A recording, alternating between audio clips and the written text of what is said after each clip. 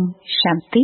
11 मई 2025 अव्यक्त बाप दादा के महावाक्य। ओरिजिनल डेट 7 मार्च 2005। संपूर्ण पवित्रता का व्रत रखना और मैंपन को समर्पित करना ही शिव जयंती मनाना है। शिव जयंती भगत भी मनाते हैं, लेकिन वह सिर्फ पुकारते हैं, गीत गाते हैं, आप पुकारते नहीं। आपका मनाना अर्थात समान बनना, मनाना अर्थात सदा उमंग उत्साह से उड़ते रहना। इसलिए इसको उत्सव कहते हैं। उत्सव का अर्थ ही है उत्साह में रहना। तो सदा उत्सव अर्थात उत्साह में रहने वाले होना सदा है या कभी कभी है। वैसे देखा जाए तो ब्राह्मण जीवन का श्वास ही है उमंग उत्साह।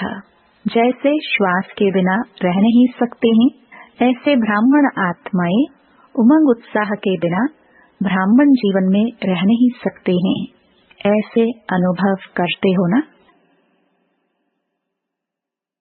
वह व्रत रखते हैं 1 दिन का, और आपने व्रत रखा है सारे जीवन में संपूर्ण पवित्र बनने का। वह खाने का व्रत रखते हैं। आपने भी मन के भोजन, व्यर्थ संकल्प, नेगेटिव संकल्प, अपवित्र संकल्पों का व्रत रखा है। पक्का व्रत रखा है ना। पक्का, कच्चा नहीं। माया सुन रही है। जब व्रत रखते हैं पवित्र बनना ही है, तो व्रत रखना अर्थात श्रेष्ठ वृत्ति बनाना। तो जैसी वृत्ति होती है वैसे ही दृष्टि, कृति स्वतः ही बन जाती है।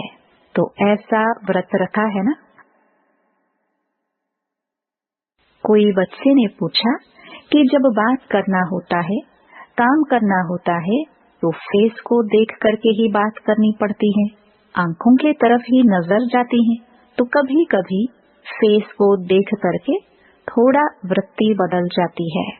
बाप दादा कहते हैं आंखों के साथ साथ भ्रुकुटी भी है, तो भ्रुकुटी के बीच आत्मा को देख बात नहीं कर सकते हैं। अभी बाप दादा सामने बैठे बच्चों के आंखों में देख रहे हैं या भ्रुकुटी में देख रहे हैं, मालूम पड़ता है साथ साथ ही तो है। तो फेस में देखो, लेकिन फेस में भ्रुकुटी में चमकता हुआ सितारा देखो। चेक करो, बड़े बड़े विकार का व्रत तो रखा है, लेकिन छोटे छोटे उनके बाल बच्चों से मुक्त है। वैसे भी देखो, जीवन में प्रवृत्ति वालों का बच्चों से ज्यादा पोतरे धोत्रे से प्यार होता है, माताओं का प्यार होता है ना। तो बड़े बड़े रूप से तो जीत लिया, लेकिन छोटे छोटे सूक्ष्म स्वरूप में वार तो नहीं करते। जैसे कई कहते हैं आसक्ति नहीं है, लेकिन अच्छा लगता है। यह चीज ज्यादा अच्छी लगती है, लेकिन आसक्ति नहीं है। विशेष अच्छा क्यों लगता? तो चेक करो, छोटे छोटे रूप में भी अपवित्रता का अंश तो नहीं रह गया है। कोई भी विकार चाहे छोटे रूप में चाहे बड़े रूप में आने का निमित्त एक शब्द का भाव है। वह एक शब्द है मैं, बॉडी कॉन्शियस का मैं। इस एक मैं शब्द से अभिमान भी आता है, और अभिमान अगर पूरा नहीं होता तो क्रोध भी आता है, क्योंकि अभिमान की निशानी है। वह एक शब्द भी अपने अपमान का सहन नहीं कर सकता, इसलिए क्रोध आ जाता है। तो भगत तो भली चढ़ाते हैं, लेकिन आप आज के दिन जो भी हद का मैंपन हो उसको बाप को देकर समर्पित करो।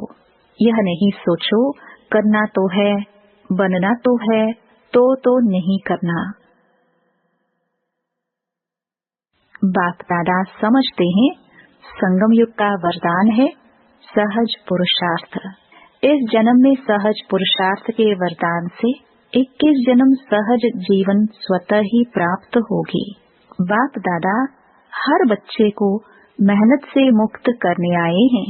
63 जन्म मेहनत की, 1 जन्म परमात्म प्यार मोहब्बत से, मेहनत से मुक्त हो जाओ। जहाँ मोहब्बत है वहाँ मेहनत नहीं, जहाँ मेहनत है वहाँ मोहब्बत नहीं। तो बाप दादा सहज पुरुषार्थी भव का वरदान दे रहा है और मुक्त होने का साधन है मोहब्बत। बाप से दिल का प्यार। वरदान। सर्व खजानों की इकोनॉमी का बजट बनाने वाले महीन पुरुषार्थी भव। जैसे लौकिक रीति में यदि इकोनॉमी वाला घर न हो तो ठीक रीति से नहीं चल सकता, ऐसे यदि निमित्त बने हुए बच्चे इकोनॉमी वाले नहीं हैं तो सेंटर ठीक नहीं चलता। वह हुई हद की प्रवृत्ति, यह है बेहद की प्रवृत्ति। तो चेक करना चाहिए कि संकल्प, बोल और शक्तियों में क्या क्या एक्स्ट्रा खर्च किया। जो सर्व खजानों की इकोनॉमी का बजट बनाकर उसी अनुसार चलते हैं उन्हें ही महीन पुरुषार्थी कहा जाता है। उनके संकल्प, बोल, कर्म व ज्ञान की शक्तियाँ कुछ भी व्यर्थ नहीं जा सकती। स्लोगन। स्नेह के खजाने से मालामाल बन, सबको स्नेह दो और स्नेह लो। ओम शांति।